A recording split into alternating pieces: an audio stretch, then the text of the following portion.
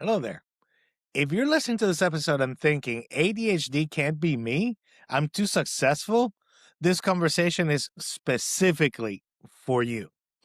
ADHD in adults is often missed, not because symptoms are absent, but because competence masks that dysfunction.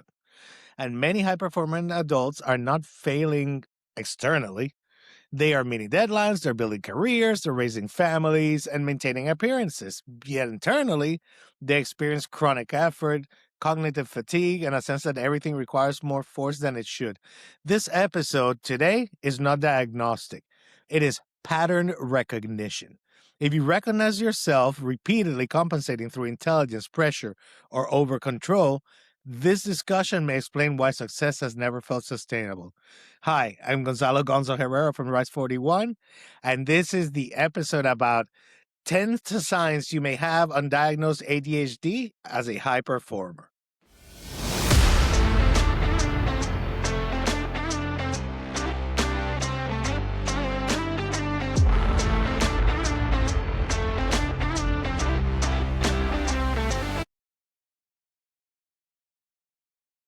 All right, now let's do a little bit of context and framing of what we're talking about here in today's essay. So, what is ADHD? So ADHD is a neurodevelopmental disorder of executive function. It's not a disorder of intelligence or motivation. In high performers, symptoms often present very differently than for most people. So hyperactivity becomes internalized, impulsivity becomes overthinking, and inattention becomes inconsistency rather than failure. Because these individuals often succeed despite these symptoms, ADHD frequently remains undiagnosed until you burn out, anxiety or depression emerge, or other similar issues make themselves known. So let's go ahead and examine 10 common indicators that may tell you, like, hey, maybe this is something that I should get checked out or think about. All right, let's start with sign number 10. We'll do it from 10 to number 1. So number 10. Your performance is context dependent and not consistent.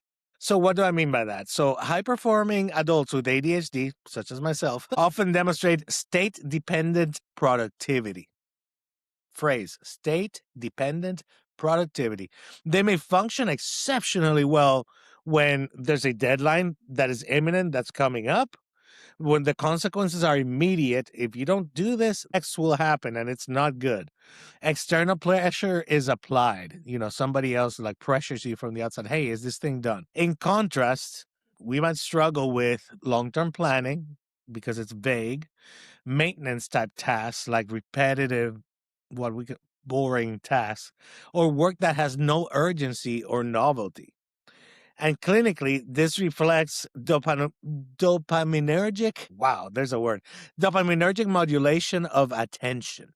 Urgency temporarily elevates dopamine, right? Because it's urgent. So the dopamine, you get that dopamine hit and allows your focus to stabilize, but routine does not, because it does not provide that dopaminergic modulation or that stimulus.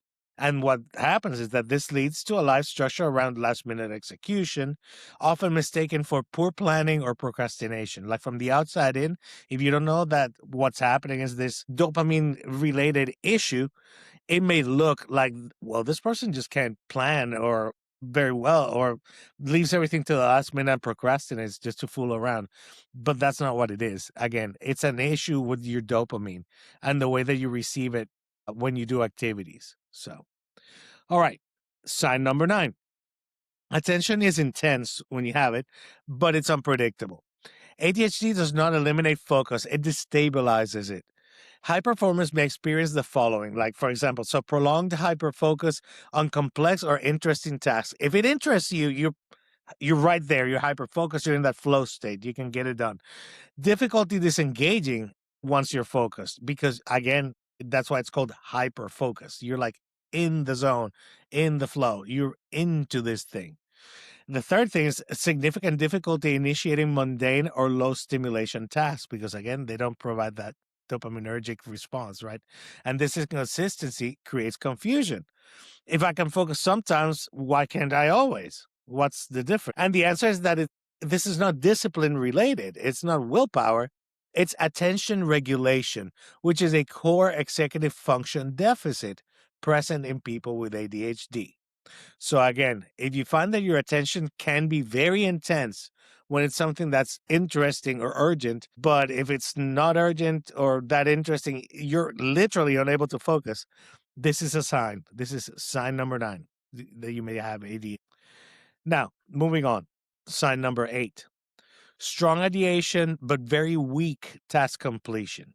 So many undiagnosed adults report the following. So high creativity, we have got great ideas, right? Rapid idea generation. We can develop those new ideas very quickly. Conceptual thinking is very strong. Again, the concept, the idea, the framework in your mind is very clear. But, however, completion absolutely lags behind intention.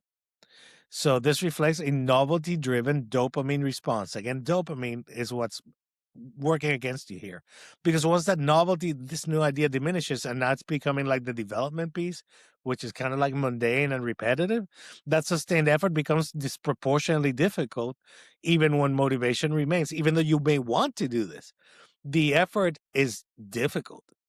And repeated incomplete projects often lead to self criticism rather than insight into neurological constraints. I don't know how many times I've started projects that were super cool at the beginning, and halfway through, it's like the steam gets or the wind gets let out of your sails, and you're like trying to navigate it, and you're like, come on, the idea's cool. What happened? And this is it. It's this whole like strong ideation and weak task completion loop that we get into as people with ADHD. So be aware of that again. Sign number 7, moving on.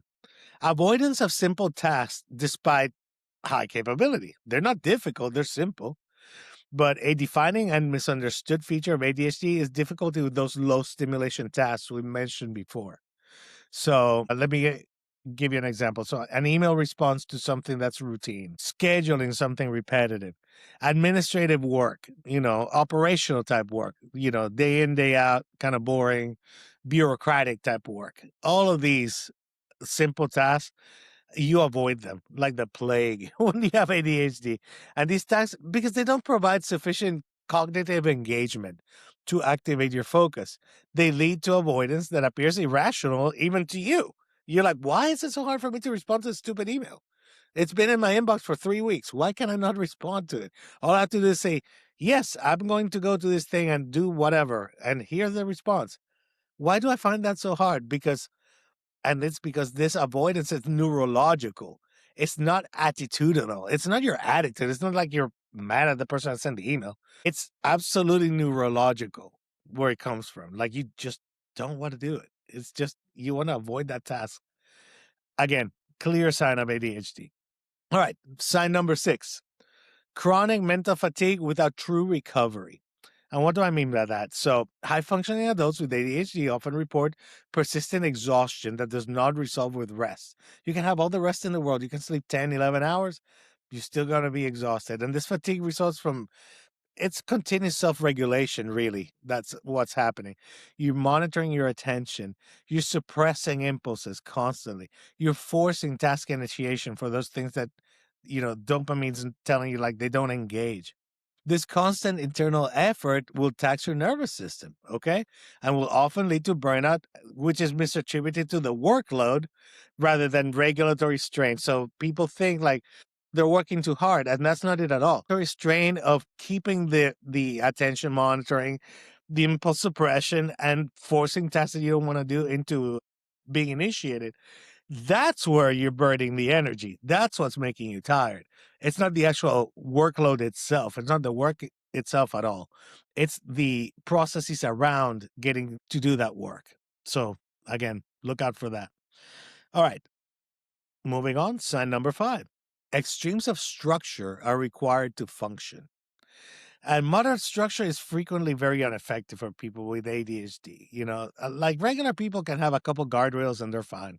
They know, well, do X activity, just make sure not to do Y or Z. And you're good. You can execute. ADHD people, not so much.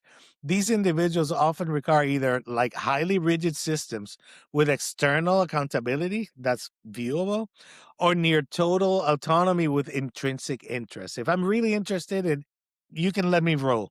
I will take care of it. It's highly autonomic. I'll be good to go. But this reflects an impaired internal executive scaffolding, necessitating external structure to compensate. So this explains why environments with clear rules and feedback, like competitive sports or deadline-driven roles, are often easier to manage for people with ADHD because they're very clear, okay? And they provide immediate feedback to what it is that you're doing. So again, when you, if you see yourself gravitating towards those extremes of structure in order to function well within your job or the task that you're doing, that's a sign of ADHD. Okay. Sign number 4, chronic feeling of underachievement. Oh my God, do I know this one? So, despite objective success, you're a successful professional, author, creator, whatever field it is that you're in, many high performers with ADHD feel that they are always behind, we're always underperforming, and we're squandering our potential. We could do so much more, right? We always feel that way. But this stems from the very inconsistent effort requirements for the different tasks that we do. That should be simple, feel difficult, like we explained in the other signs above, while complex tasks that are interesting may feel effortless. So you're like, what the heck? What is going on here? So the mismatch, that mismatch will create internal dissonance and persistent dissatisfaction because it doesn't make sense. Like, why is the easy stuff hard and the hard stuff I can just flow through? That dissonance is definitely stressful, and that's a sign for sure of ADHD. All right, sign number 3, stimulants are used to reach baseline function. So caffeine, nicotine, Adderall, high stimulation environments, they're often used not for enhancement but for regulation. And many individuals report that stimulants improve calmness. You always hear like the ADHD person that takes Adderall and is completely normal. They don't get any high or anything out of it. I'm one of those people. I take a very low dose Adderall every day, every morning, and it helps me completely feel normal in a meeting setting. If I'm in a meeting where like perhaps it's kind of monotonous, you know how it is. It's reporting. It's kind of like everyday stuff. It's hard to concentrate as a person with ADHD. However, with a little bit of that stimulant, maybe a little bit of coffee, I can manage to like sail through. To give you an example, this paradoxical effect is very consistent with with ADHD neurochemistry and often precedes formal diagnosis. So this one is a really clear sign for sure that to reach your what other people are like at baseline normal function, stimulants can be used and produce that effect of normality, of like being able to like achieve what other people, neurotypical people, can do naturally. All right. Sign number 2, life feels cognitively labor intensive. And daily functioning may involve continuous internal negotiation. You're thinking about this. So forcing initiation, starting tasks. Well, if I do this, then I can do that. Managing distractions, oh man, like I would love to do this other thing. Oh, look, there's squirrel, the infamous, right? Squirrel. And then you go back to doing the task. That's cognitively labor intensive, the context switching, regulating your emotional responses, because sometimes ADHD brains, that emotional piece can get in front of the logical piece. And believe me, that can come across for the person that doesn't understand that as if you're like angry all the time. Because you just faced with something, you react emotionally, or you see it as a threat. It's triggering your fight or flight instinct before you even say something. Like you'll say something that's been triggered by that before the logical centers in your brain go like, hey, that's actually not a threat or an issue. And then we end up, having that outburst. And this leads to elevated anxiety, right? And reduced stress tolerance, especially once you have cumulative demands. As a person with ADHD, sometimes you'll have this one thing I got to handle, then this other thing, then this little other thing, this fourth or fifth. And a normal person, a neurotypical person, would handle those 4 or 5 things sequentially. I'll knock this out, I'll knock the other thing out. To the ADHD person, it becomes overwhelming. It's like, oh my God, I've got this mountain of things that I've got to handle. So that's very, very typical. That cognitive labor intensiveness of life, even with things that are relatively that you look back, even with ADHD, and you go like, why in the heck was I so worried about all these things? They're all minor little things. This is an issue I personally struggle with a lot, to feel overwhelmed and overstimulated. So, and then sign number 1, the last one, big one, is difficulty is interpreted as personal failure. And this, again, I will admit that I struggle with a lot. And it's the most harmful consequence of undiagnosed ADHD. It's misattribution. Individuals can believe, this has happened to me, that we lack discipline, we're insufficiently motivated, that we should be able to try harder, to will our way, like just brute force it, should be able to try harder and get it done. And this belief leads to overcompensation, self punishment, and eventually you burn out because of the effort. And ADHD reflects differences in executive function. They're not deficits in character. Again, it's not your character. You're not flawed. It's not like you're deciding to do this out of some weird, strange moral paradigm or concern or anything along those lines. It's your executive function that's dysfunctional, that's not working compared to a neurotypical person. So there you go. You have 10 signs to look out for. Hopefully, this will taught you like what to be aware of. If you have a few of these, you may want to consider like reaching out to your healthcare or mental health care professional, getting in touch with some people that handle ADHD in adults, especially if you're undiagnosed, because your life could be a lot easier once you understand what it is that you're dealing with and the systems that you can put in place in order to become more efficient and less stressful and start kind of living life with this awareness and being able to compensate for it and or adjust your behavior in a way that makes your life a little bit easier and gives you higher quality. So again, things to keep in mind: that recognition does not reduce standards. It aligns your systems with reality. So when you recognize you have ADHD, now you have a name. Now you have a place to start, so you can figure out your strategy and the systems that you're going to put in place in order to improve your quality of life and function better. Proper evaluation provides clarity and not limitation. So again, if you go to a mental health care professional, somebody along those lines, now you have something to work with, right? Because they'll understand. Optimization begins with understanding what it is, the context of these things we've explained. Where does it come from? Like the whole dopamine discussion. And there are many videos on that in this channel, by the way, if you're interested in that topic or diving deeper into that topic. But again, optimization begins with understanding and not judgment. You're not a failed person, okay? Don't start from the judgment side of the house until you understand what the issue is. You can judge later if you want. But in any case, I leave you with those thoughts. I leave you with some concepts to check out and hopefully with a message of hope, because once you identify if indeed you are a person with ADHD, now you have something, you know what it is. Now you have a potential diagnosis. Now you have something to look into and hopefully with some adjustment, improve your quality of life. So with that, I leave you. Please comment, like, subscribe. Tell me if you agree, disagree.